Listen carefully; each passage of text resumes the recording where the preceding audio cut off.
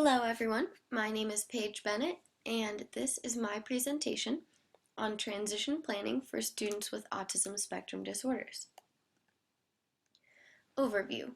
After this presentation, I hope you will have learned, because I will have explained, the focus population and their transition needs, the issues in the three major areas of the transition process, which are post-secondary education, employment, and independent living, and some good practices and recommendations for how to work on those transition issues.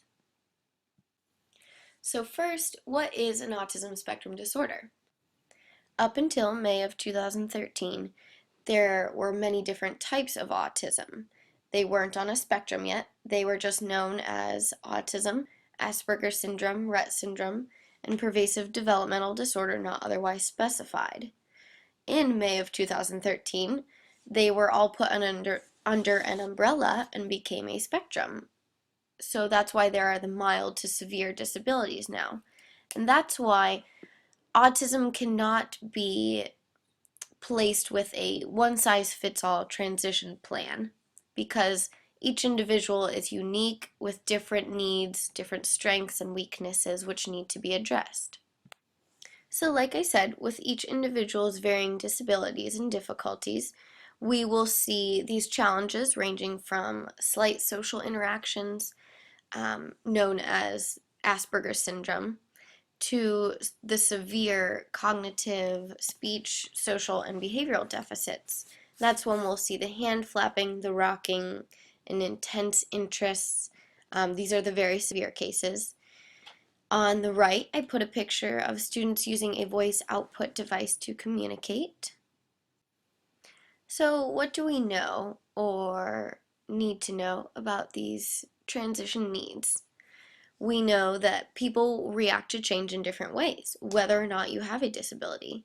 When you are adding a significant other to your life, or transitioning, moving out of the house, going to college, people will adjust to those changes in different ways. And students with autism just need a little extra help with that transition. This is where the individualized planning comes in. It is best to start as early as possible, and if the transition planning has not been started by the age of 14, the law mandates that that is a requirement. The student with a disability, or in this case autism, to be on an individualized education plan. So this next slide, I will be talking about some good practices and some recommendations or keys to successful transition. I went through our textbook and found a couple models that I found very helpful for students with autism spectrum disorders to learn how to transition better. A fun fact before I begin explaining the models and how they work is that as I was doing some research, I found that students participating in a typical school day spend about 25% of their day transitioning from one class to the next, and that does include stopping at a locker, to change out books, to get lunch. That's why I feel it is so important to meet the individual needs of each of these students with disabilities. So the first model I would like to talk about is the ziggurat model. This model is designed to pinpoint the individual strengths and weaknesses to find out in what areas the student will need support. Underlying characteristics checklist is the first step in this process. Abbreviated UCC, there are 3 different versions that the student will need to fill out. The first one is UCC-HF, which stands for high functioning, so it will be more appropriate for students with Asperger's syndrome. UCC-CL stands for classical presentation of cognitive and speech language skills, so the classical language that's used with students with autism. And UCC-EI, which is appropriate for students between the ages of 0 and 5. So I assume the EI stands for early intervention. So this checklist is a type of informal assessment which is designed to identify ASD characteristics for the purpose of intervention. And once completed, we will be able to design a comprehensive intervention plan, which is designed specifically for students with autism. So the next step is individual strengths and skills inventory. This will give us a more personalized insight on the individual's life as opposed to the characteristics checklist where it's just going through literally the characteristics of their disability. The ISSI will show us what they like doing in their free time.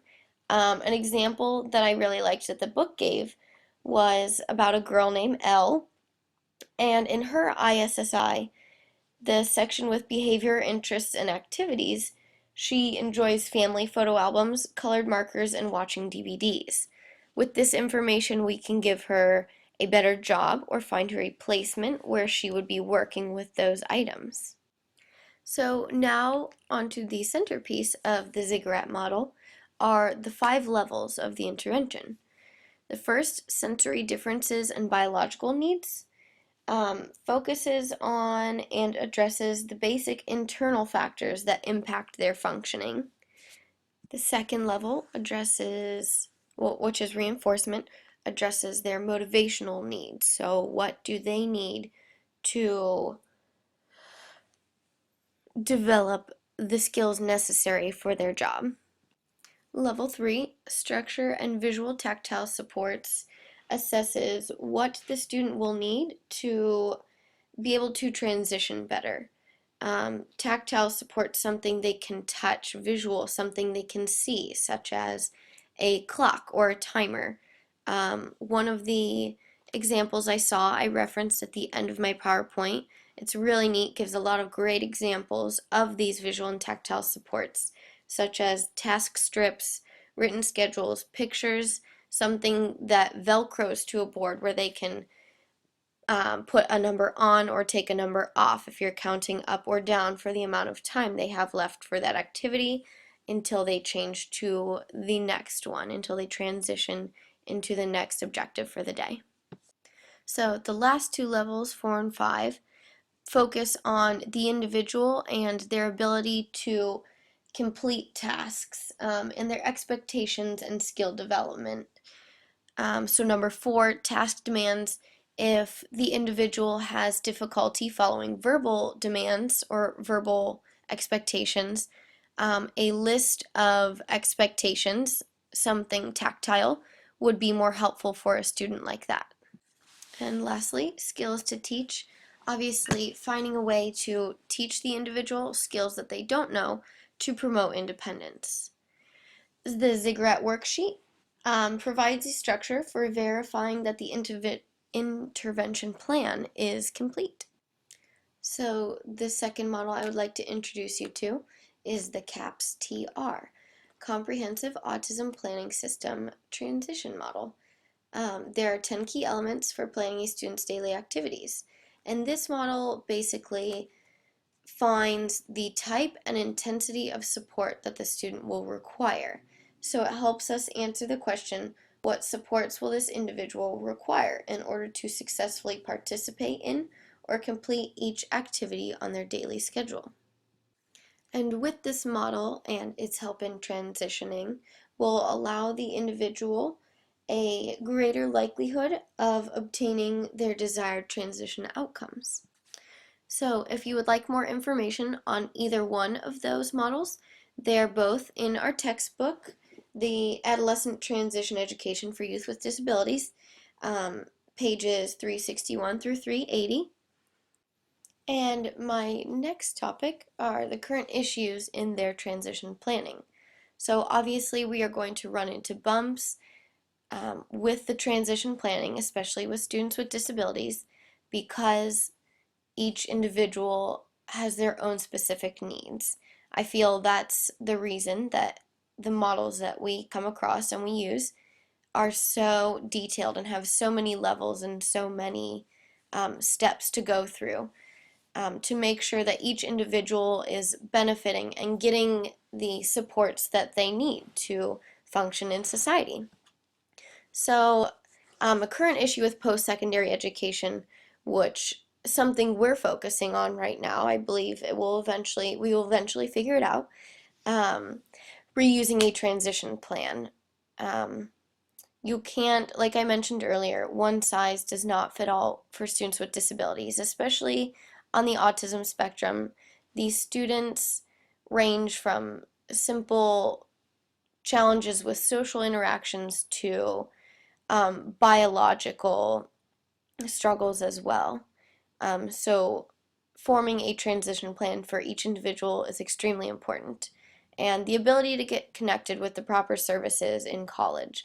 Um, if that IEP ends at 21 and they decide to go to college at 22, if they don't have those supports at the tip of their fingers, or don't know how to get connected with the proper services, that's definitely going to be a struggle, current issue in post-secondary education.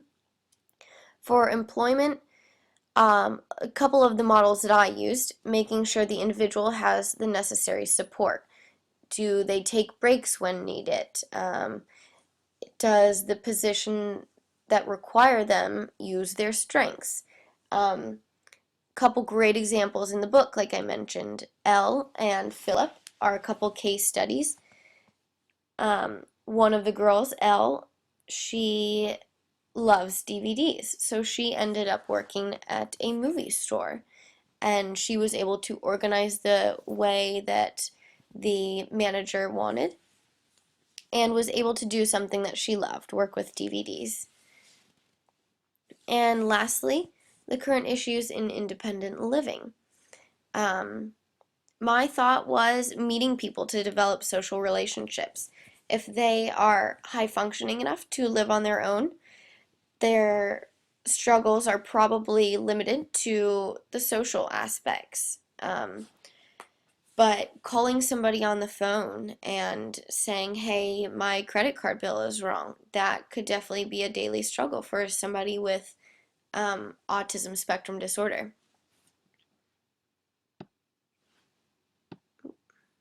And here are my resources. I hope you enjoyed my presentation and my fun little quotes. And my challenge to you is, what can we do to help students with disabilities make a successful transition? This one says to adulthood, but we are challenged to meet students wherever they are and whatever transition they need help with. Photography by Google. Thank you very much.